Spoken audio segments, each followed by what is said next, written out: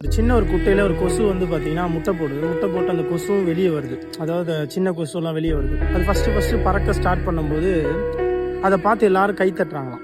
அந்த பார்த்தோன்னே அதுக்கு ஒரே சந்தோஷத்தில் இன்னும் நல்லாவே பறக்க ஆரம்பிக்குது. இது பறக்க ஆரம்பிச்சுன்னே போய் அவங்க அப்பா கொசுக்கிட்ட சொல்லுது, நான் வர்றதை பார்த்துட்டு எல்லாருமே என்னை பார்த்து கை தட்டுறாங்க, அதாவது நான் வரவேற்கிறாங்க என்ன எல்லாரும் அப்படின்ற மாதிரி சொல்லுதான். ஆனால் அந்த அப்பா கொசு சொல்லுதான், நீ பறக்கிறத வந்து அவங்க உன்னை சாவடிக்கிறதுக்காக தான் அப்படி கை தட்டுறாங்க, உன்னை வந்து வரவேற்கிறதுக்கு தட்டலன்னு சொல்கிறாங்க.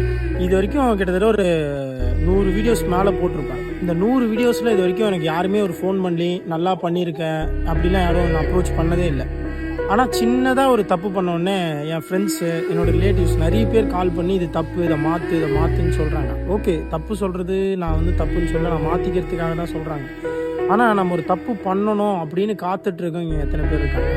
அதனால தான் லைஃப்பில் நிறைய பிரச்சனைகள் நம்ம எல்லாருமே வரவேற்கிறதுக்காக தான் கை தட்டுறாங்கன்னு நினைக்கிறீங்க. ஆனால் இல்லை, எப்பயுமே அவேராக இருக்கிறதுக்காக தான் அவங்க கை தட்டுறாங்க. Be aware.